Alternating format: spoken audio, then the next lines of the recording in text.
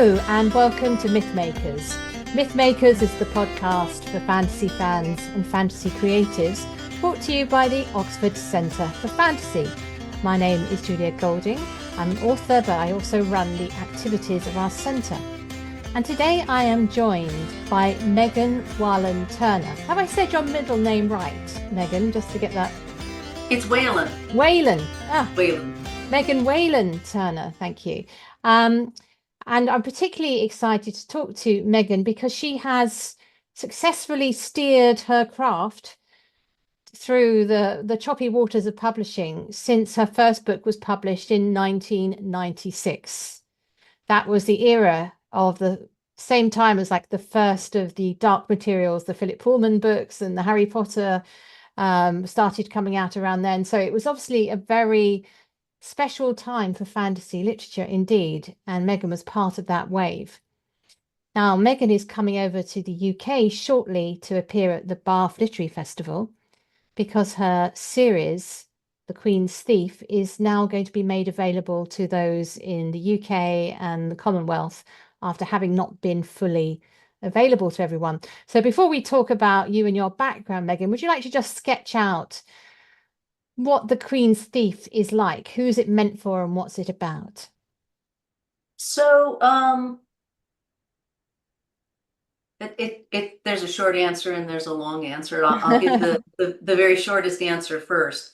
The Thief opens with a young, extremely clever thief who may or may not have an impulse control problem because he has been challenged to steal something, the seal ring of the king, and he has not only successfully stolen the seal ring of the king, he immediately went and showed it around in a wine shop as proof that he has stolen the king's seal ring, which is why the book opens with him in jail, because that's what happens to people who show around their spoils in public.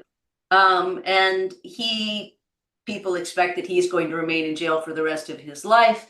But an advisor to the king needs to have something stolen, and the agreement is that our hero can get himself out of jail in exchange for stealing something that will convey upon the bearer the right to rule a neighboring country.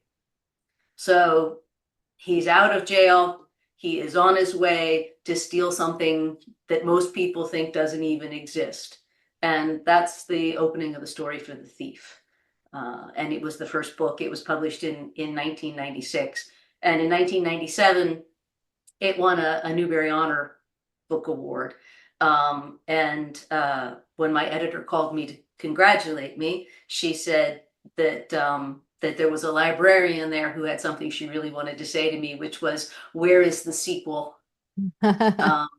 And at that point, I did sort of lay out in my head the rest of the books. And they did take about 20 more years to actually write down. I like to say that I thought up the whole series then in the next 20 minutes, and that it took another 20 years to write. But because you are the director of the Oxford Centre for Fantasy, I will say that when I was creating these books, I really needed to have a setting. I didn't feel that I had this idea for The Thief. I had this idea that there would be a moment when you realized in this group of fellow travelers that one of them is not who you thought. But I couldn't get started on this idea until I had a setting.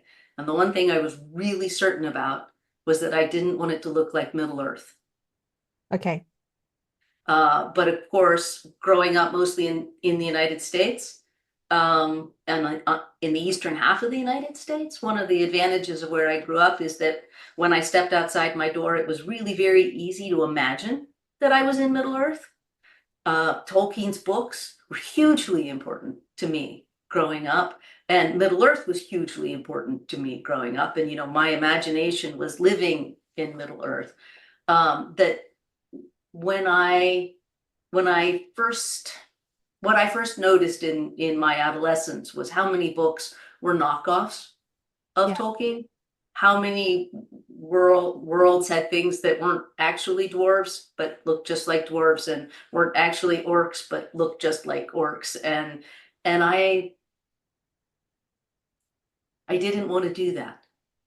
Um, so I wanted to find something that wouldn't look like Middle Earth, and it turned out to be exceptionally challenging. And what I found, luckily, during a trip, my first trip to Greece in 1992, was exactly the landscape that I was looking for.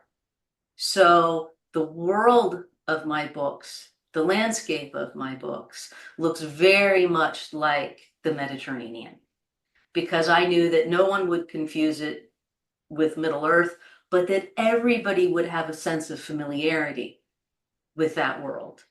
And so I took these things. I took my idea that I would have this group of travelers and that they would be on their way to steal something. And I took the idea of a landscape that was not Middle Earth, but that was going to be recognizable. And I took a sense that I love Rosemary Sutcliffe's books. Oh, yes. And I wanted to have that grounded feeling of historical fiction in my work. And I love Joan Aiken. Another of my favorite, I think she had a book called The Necklace of Raindrops, Yes, which is a yes, and The series Wolves of, of Willoughby Chase yes. and Black Hearts and Battersea. And in those books in particular, she has just a delightful twist of absurdity Mm. in her work. And I loved the humor of Dianne Wynne Jones, Howl's Moving Castle. And Another these great, I just both, want to say another great Oxford writer, Diana. yes, yeah. Yeah. Um, and the reason that I'm published. I owe my entire writing career to Diana. I wrote to her when I just had a couple of short stories and sent them to her. And she recommended that I send them to her editor at Green Willow Books, Susan Hirschman. And Susan Hirschman agreed to publish me. Oh, So I without didn't that know first that. cover letter from Diana, I don't know where I would be right now. Yeah.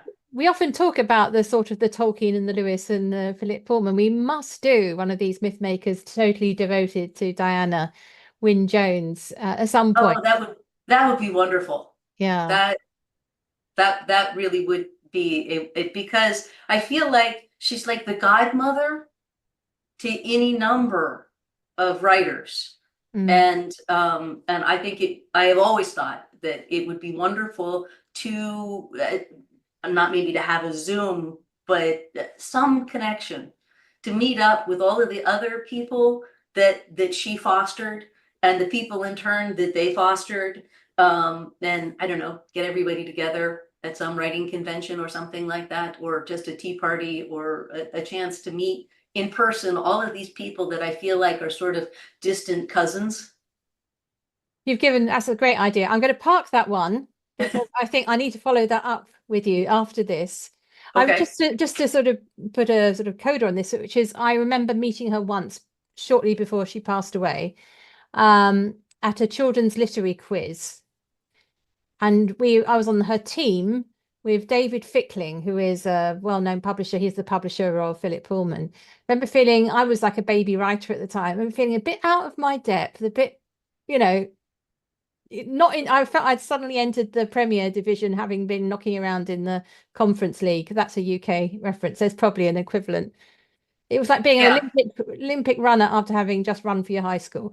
That kind of gap. But she was incredibly down to earth and not at all very welcoming. So I can imagine her nurturing young writers. So going back to The Queen's Thief, for those of you who wait for a series to complete before starting it, I have my daughter in mind when I say that, because she says, I have to wait till it's all there. The series is completed. It's 6 books plus some accompanying world expanding stories, isn't it? So Yes, that's right. yeah, you can go and get it all now, which is great for those of you.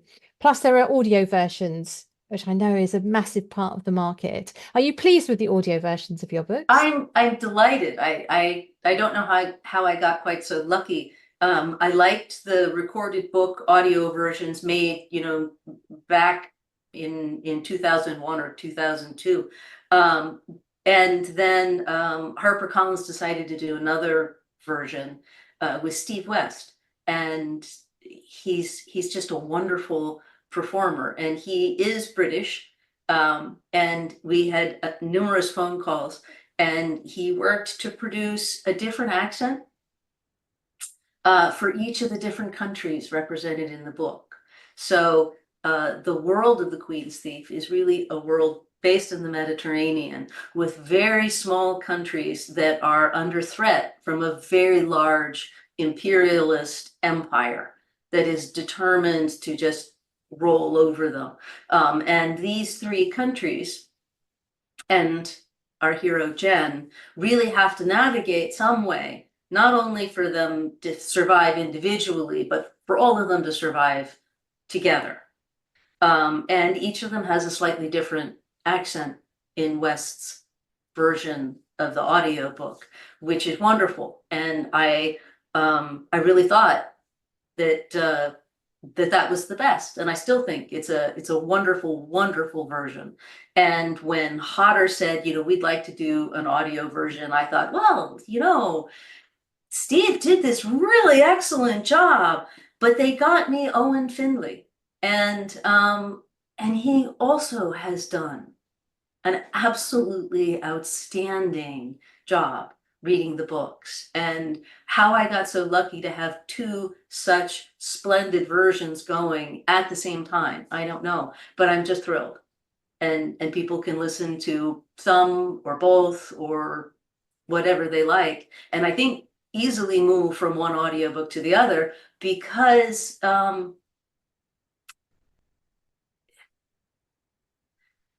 the reading is exactly what I wanted it to be, which is not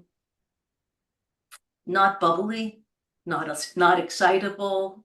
It just allows you to sink very naturally, I think, into experiencing the story instead of just hearing it. Well, I'm definitely going to look those up. I love audiobooks. It's actually my favorite way these days of absorbing new fantasy because I'm sort of free to imagine. And if of a good voice artist, it's brilliant. So your main character is, now this is where I'm thinking maybe a Greek pronunciation, Eugenides. Well, Eugenides. well, we call him Jen because Okay. he goes by Jen for short. And the thing about names is that when I was very young, I got into a knockdown drag-out fight with a cousin about the pronunciation of the Anne of Green Gables books. Okay. And I had it stuck in my head that Anne lived on the island of Avonlea off the coast of, Nova Scotia. Mm. And well, I guess, or rather Avonlea and Prince Edward Island, Avonlea. And my cousin gently explained to me that it's Avonlea. Mm. If you look, there's like one L in that word. It's Avonlea. And I'm like, no, it is definitely Avonlea. I'm convinced. You can't change my mind. Anne of Avonlea. And the fact that I was wrong didn't change my mind. And the fact that I grew up to be a much more reasonable adult and still stuck in my mind that it's Anne of Avonlea. And I'm so stubborn about this that, by golly, when I wrote my book, I have made it a point to tell people when they ask me how to pronounce the names that my book is a collaboration with the reader. You can pronounce that name any way you want it. Okay. Never let anybody tell you that you're not saying that name right. You can call him Bob. And so I have the way I pronounce the names, Yes. but that doesn't necessarily mean that they are the right way to pronounce the names. So I have a slightly different approach. Well, particularly if it's a historic name. So I wrote a book early on in my career set in the Viking world. And I was very interested by the story of a traveler who came to the court of King Alfred, who lived in the northernmost part of Norway, as far north as you can grow corn. And he tells King Alfred what happens if you sail north up the crinkly bits of Norway. to the land where people change into bears. Oh, I like that. And the man's name was Othere. So as I wrote this book, I was calling him in my head Othere or Othere. No, Othere. That's it. Which was fine. I wasn't doing the audio version of that book. Someone else did it. And then I was at the York Viking Festival publicizing this book in a sort of local library somewhere. And in the audience was a man dressed as a Viking who introduced me. And then there was a very scared, because it was like for younger people. And then there was also this odd chap sitting on his own with a tome on his lap open, a real tome. And when he got to the questions, he said, by the way, do you know that you say his name Othira? And would you like me to read the original Norse of the bits you quote from your Egil saga or whatever it was I'd quoted? And I sort of said, oh, yeah, okay. But I wasn't so sure about him then talking in Old Norse or whatever it was. But I was grateful for the correction, but I wish he hadn't done it in front of my audience. Right there in front of everyone. Yeah. I would have thought Uttira, because the O's in modern Norwegian are a little bit more the way we say I wish you'd been U, there. You could but have argued it with him. Attira? Yeah, I mean, maybe I've misremembered that, but it was Yeah. definitely Othira as opposed to See, Uthir. if you write a fantasy, you get to say them however you want. Yeah, yeah, exactly. Right. So wonderful So that I say Eugenides, and Eugenides. I say Aurelius and Teleus, and the queen is Irene, and I pronounce it Edis, and the country is Sunis. But as I said, other people pronounce that word very differently, and I feel like once you get it stuck in your head as you're reading the book that that's what the character's name is, that you can just stay with that. Yeah. And this was a series that won you the Newbury Award. And you also say rather charmingly on your website that you spent one glorious week on the New York Times bestseller list. Well done you. You're right. I think I should update that. I think I twice spent one glorious Great. week on the New York Times bestseller The list. only But the only time I go to the New York Times is to do a Wordle. I've never appeared in it, so well done. That's brilliant. So you've already mentioned growing up that you had this sort of, I suppose, what we call the anxiety of influence of Middle Earth. You know, for those of you who've done your English degree, you know what I'm talking about. That a lot of us write with the sense of other writers behind us and that fearing that we can't find our own place. And you solved it by a whole geographic transplant. So you're not reproducing the same mythic landscapes and the elves and the dwarves and the dragons and what have you that go along with the northern sort of world, which is Middle Earth. But were there other fantasy writers, perhaps homegrown ones from America, that were also part of your fantasy journey? there were Lloyd Alexander, of course, the Black Cauldron was an immense influence. But again, that's so much of that is again influence from the the mythic stories of Western Europe and the UK, and that Alexander was drawing on. Edward Eger is probably one of my favorite American fantasists, and he wrote in the 1940s. He wrote marvelous stories of very ordinary American children interacting with magical objects. And within his stories, uh, he references, again, British writers.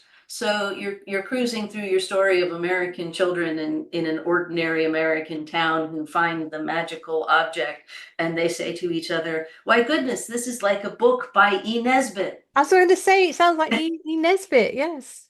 Yes. So I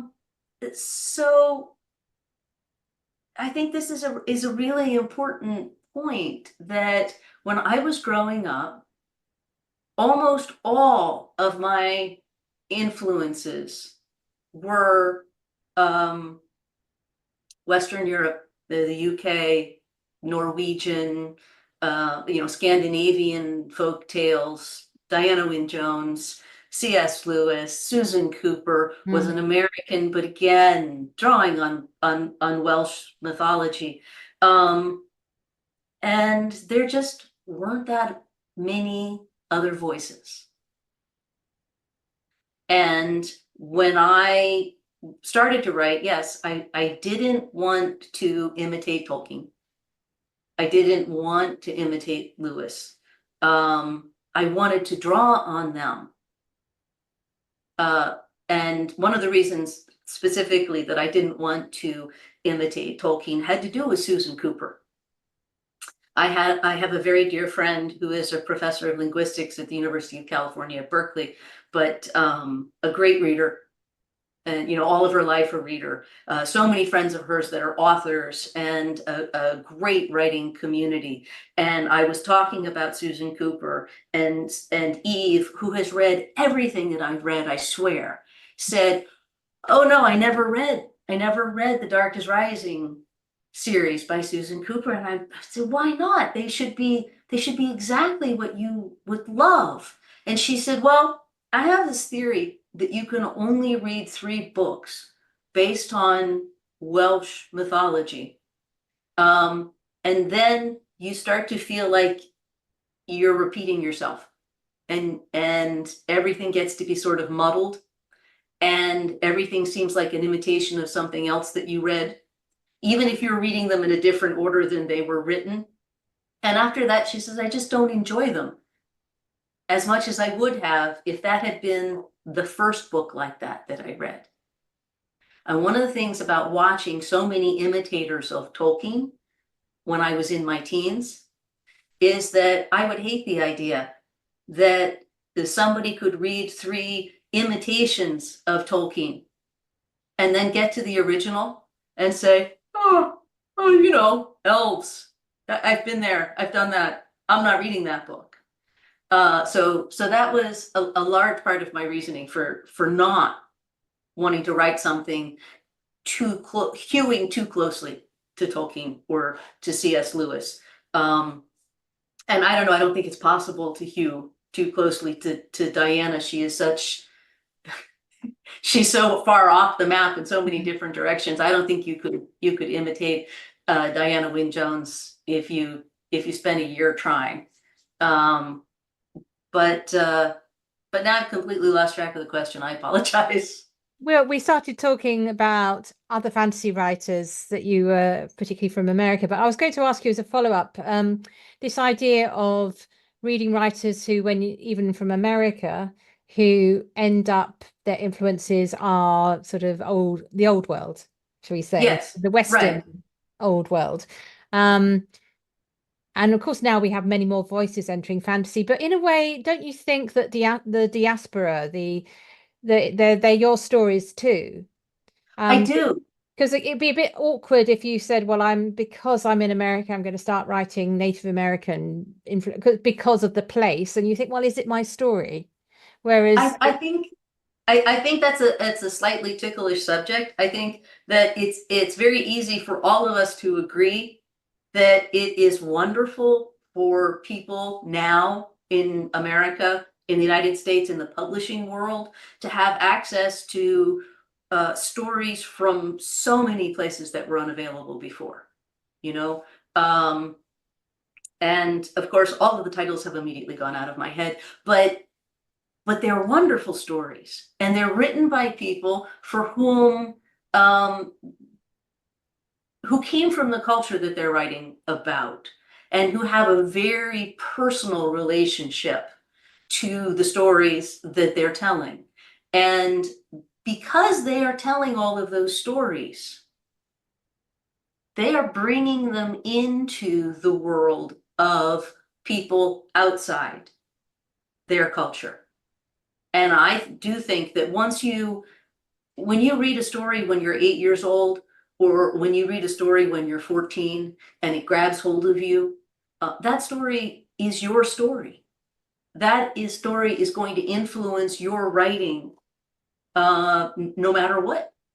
Whether you recognize the influence or you don't. And sometimes, I go back and I see things that I read when I was 14 and I had forgotten that I had read them, but I can see the influence of having loved that book on my writing in retrospect.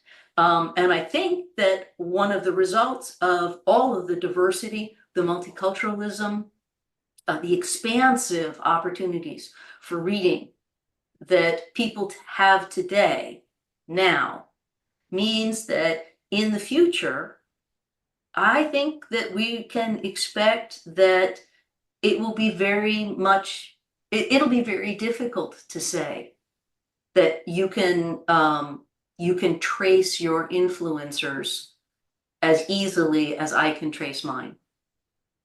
So, I think we have to accept that they own a reader today, a 14-year-old today owns every story that they read. And if they grow up to be a writer, they will draw on those stories because they are the stories of their youth. And the stories of their youth are going to come from, Sri Lanka and Cambodia and the Philippines and more from Norway. And all of those stories are going to meld in them and influence the work they then produce. And because there are so many, yeah, I think it's going to be a lot harder for people to say, oh, these 7 books were the big influence on my life. But for me, it's really, really clear what those influences were because they are pretty much all that was available when I was reading, from age 8 to 18. Yeah, and of course we've got all the other, I mean, got the American products of Marvel and Star Wars and Star Trek. And so in a way, we're all culturally in this huge melange. And maybe what I'm trying to get at is we don't want to colonize other people's stories, like say they're ours now, move Yeah, over, because that's been happening too much. But you could look at a story coming from a culture that's outside the one that you've been growing up in or is secondhand to you and say, what a great idea for a story. And you can take it sideways into fantasy. I don't see that you're offending anybody. You're honoring great stories by expanding um, maybe who can be a hero, or it might suggest new ways of talking about gods or magic or something. But it increases your imagination and your grasp rather than you saying, okay, I'm going to pretend to be something I'm not. exactly. Exactly. And I think that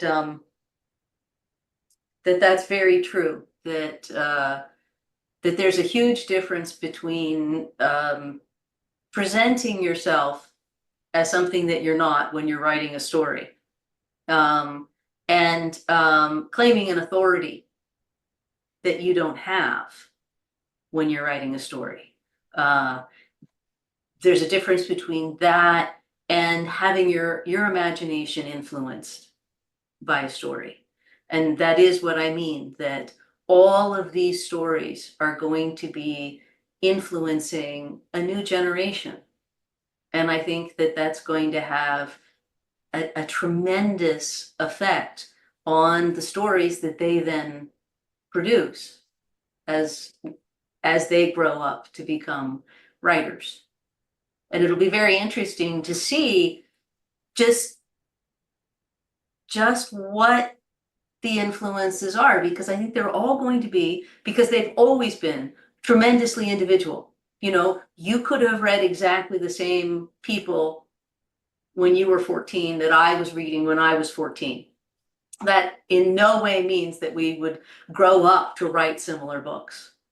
We No, could both sit we here and have. say how influential a We have certain been reading author the is same on same us, people. and people could be thinking, oh, really? Because, you're writing a space opera and you're writing a historical fiction, and how could this one person have influence? Well, it does. Mm. And what we've really done, I think, for the new generation of writers is just throw in a whole vast amount of new things to think about and new ways to spark their imagination. And there's no linear way to calculate what's going to come back out of that, but it should be wonderful. So before we started recording, you mentioned that you have a very interesting process in the way you first approach a book, which I've never heard of before. So would you like to mention that at this place? Because it is about the way you approach story at its heart. So before I start writing anything really, when I'm working on a new story, whether it's a short story or a book, um, uh, I, I tell the story out loud to a listener. Then usually that listener is my husband, but sometimes at one memorable moment, it was my editor. And it started at lunch, and the waiters came and cleared off all the tables and started to stack the chairs in the corner, and we were still sitting there having our lunch, and I was telling the entire story of my book, The King of Atolia.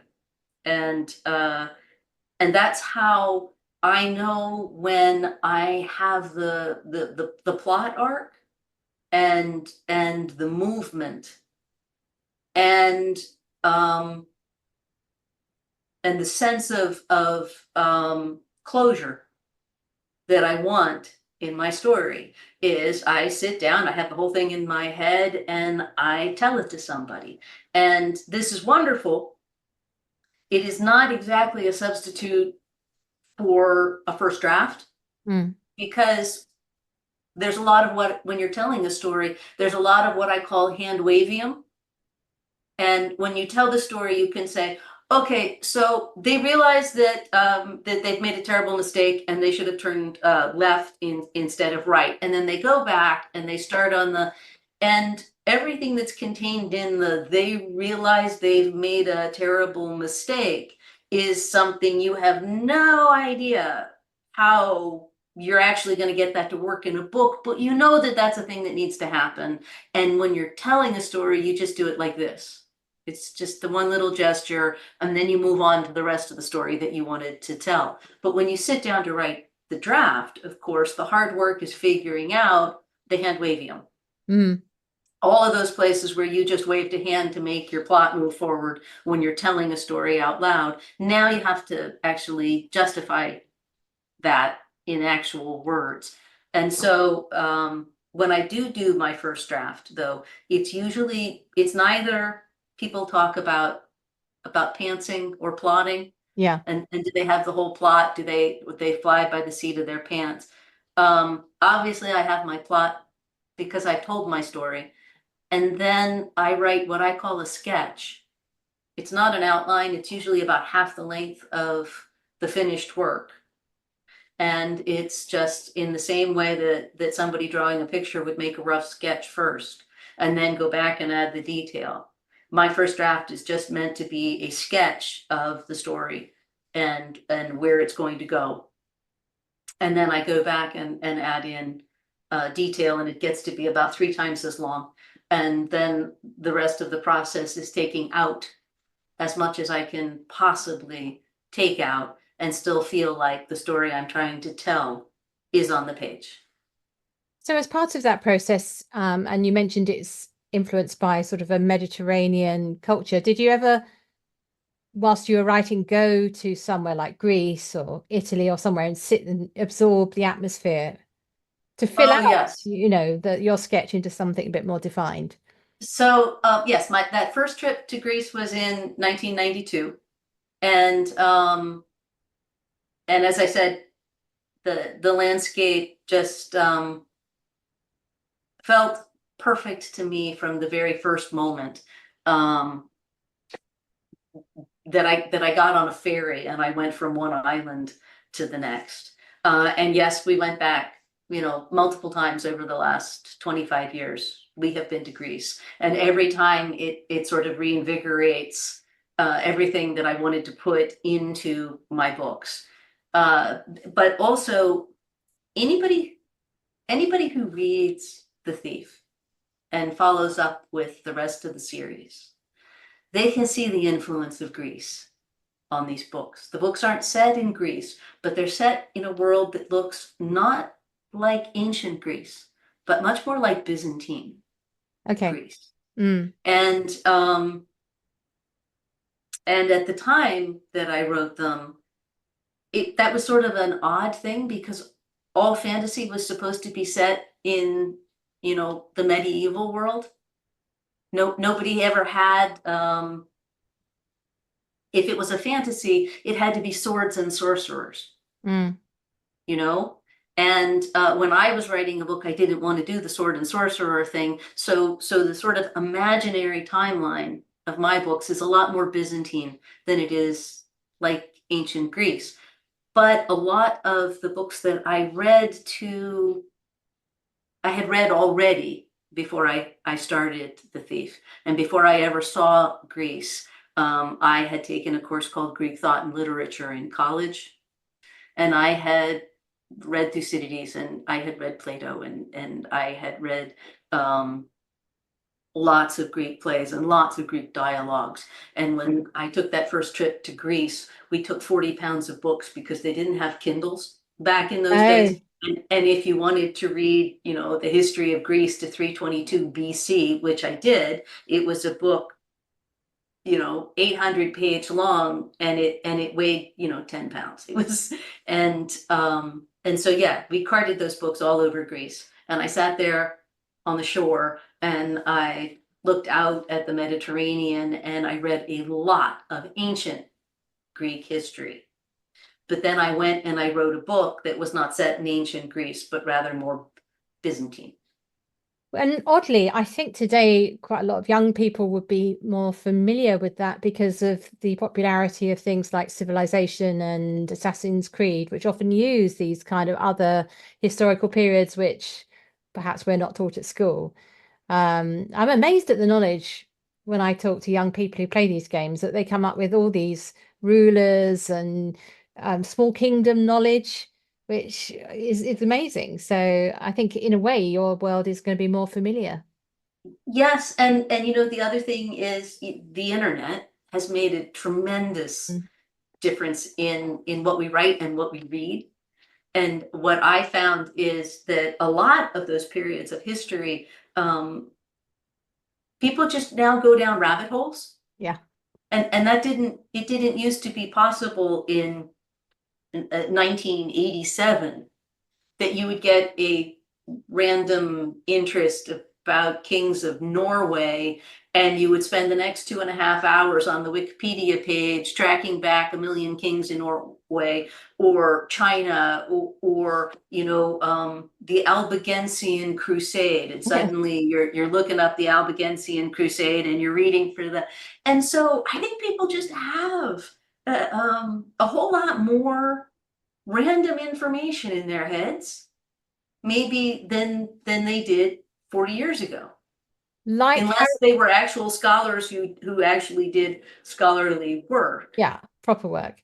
I mean, like Harold Bluetooth, talking about Viking kings. You know about Harold Bluetooth? Harold No, tell me about, Bluetooth. let me Google that on No, Wikipedia. I can tell you, don't worry. He's the king who first united Denmark and Norway. So when some Danish inventors came to thinking up a name for this technology that allowed you to pair devices, they thought, we'll call it after Harold Bluetooth, hence Bluetooth on your phone or whatever. Comes from Harold. Yeah, Oh, I yeah, didn't know that. That's a great story. that's a great little bit of random knowledge that I've got in my head. So I mean, we've both been around in publishing for some years.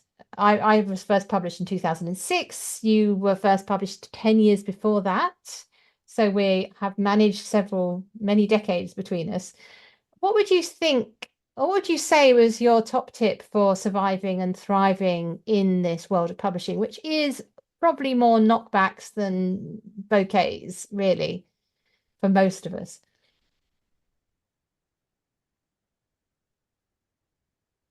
I see I've made you think quite seriously. Well, I'm not sure I feel really entitled to give anybody advice like that. Um, I feel like I started publishing in an entirely different world. Mm. And I did. I wrote to Diana and she wrote me a letter saying, and I still remember this word for word today, that I was a writer of great style, competence, and originality. And she said I should send my stories to Susan Hirschman at Green Willow Books. Um, and so I meet people who want to recreate that, and it's not as if that's possible. It's much more important to tell people who are publishing today that they need to put their best work out, and that they need to persevere, and that if the first person doesn't take you, you need to have the resilience to continue to send your work out to more people. And that nothing, it never happens that you're going to send your books out and somebody's going to say, why, yes, I would love to publish that. So it feels really hypocritical of me to say, this is what I did, but you go do what I'm going to tell you.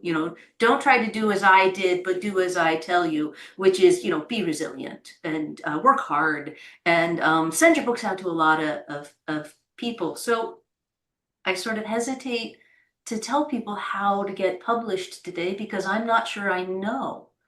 I was very fortunate to be published.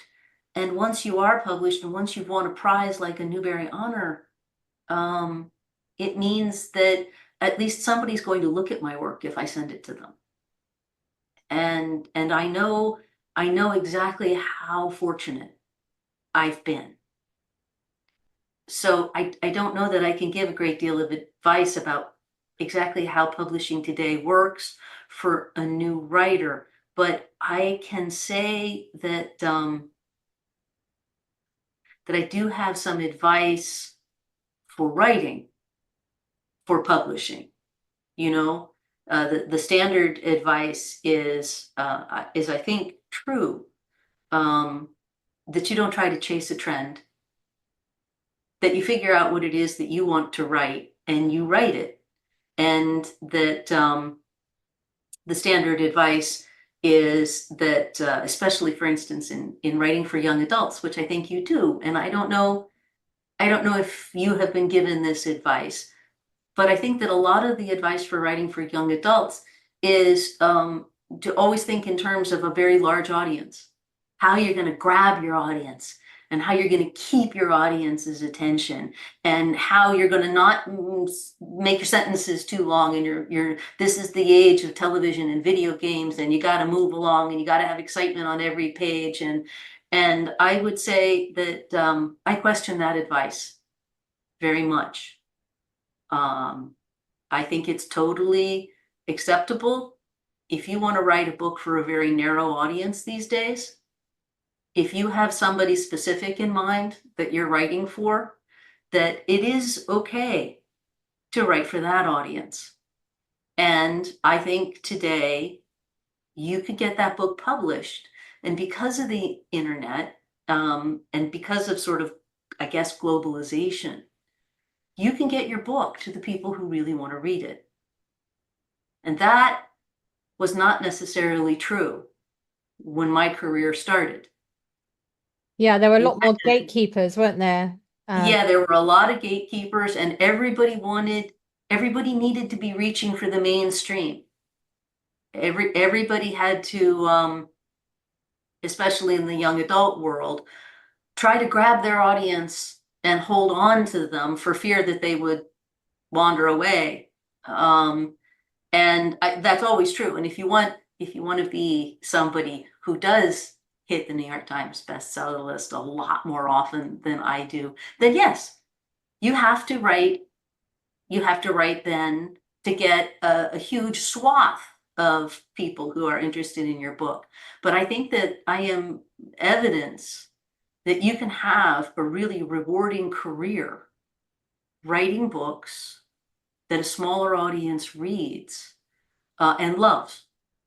I've been, I, I've been honored and privileged by the people who have read my books. They started reading them in 1996, and they waited 25 years to read the last book in the series.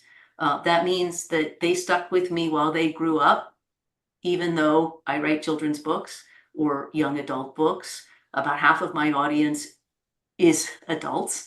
And a lot of people read my books when they were children and continued to read each book that I brought out and reread the books over the years. And um, and if those are the kind of readers that you're trying to reach, I think you can.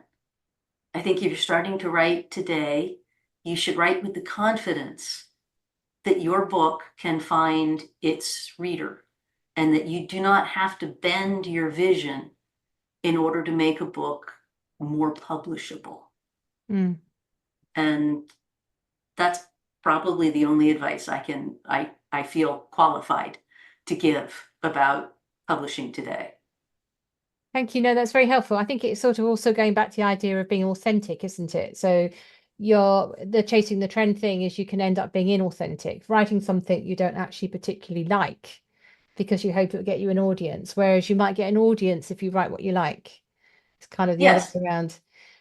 So just as a bit of fun, I want to ask you if you would actually like to live in your own world, because you mentioned that you felt like you were living in Middle-earth, when Yes. you, as Yes. a child. Oh, and Narnia. Yeah. Narnia was always right outside my door. I spent a large portion of my childhood living in Narnia, living in So Middle.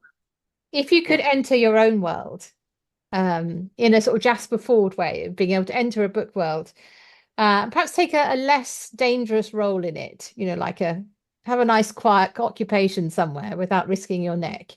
Would you actually enjoy living in that world, do you think? Or is there another fantasy world at this stage in your life you'd prefer to walk into and investigate? Oh, that's a thought. I think that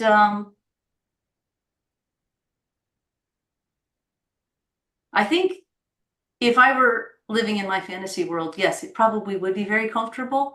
Um, and I think as you said, if I got to be in a quieter Yeah. area and existence, if I had a quiet existence in my world, I think it would be lovely because I mean, I just spent, I think, 40 minutes of our talk talking about how much I like the landscape of Greece, Mm. right? So yes, you're asking me if I would like to move to Greece. Yes, Okay. that would be splendid. However, in my book, A Conspiracy of Kings, the main character is the heir of the King of Sunis, and he doesn't particularly want to be the heir of the King of Sunis. He doesn't think he's going to be very good at it. He's very much hoping that his uncle will produce a child, and that that child can be the heir of Sunis because Sophos does not want the responsibility. And the thing about my world is that although they are not the Greek gods, there is a pantheon of gods that are constantly meddling with people's lives. And poor Sophos is like the little mote of dust that has been moved into the sun's spotlight, whether he wants to be in that spotlight or not. So, like Sophos, I would like to be outside the spotlight in this world. But man, being in this world and having the gods interfering with your life, I would not find comfortable at all. So yeah, a lot would depend upon the very quiet existence in the Greek landscape. Yeah, it reminds me of something my daughter said when she was growing up, which is she'd like to be king, but she didn't want to do the paperwork. Yes, Fair exactly. enough. Yeah. Thank you so much for being with us, Megan. And I hope those of you who are in the UK and can come and see Megan at the Bath Literary Festival, please do come along. We'll put a connection in the show notes so you can find out where she'll be speaking. But otherwise, bon voyage as you come over our way. And thank you very much for talking to us. Well, thank you for having me. This has been a wonderful conversation.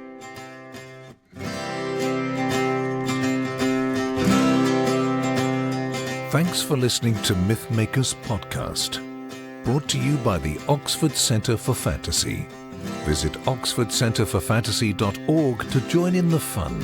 Find out about our online courses, in-person stays in Oxford, plus visit our shop for great gifts. Tell a friend and subscribe wherever you find your favourite podcasts worldwide.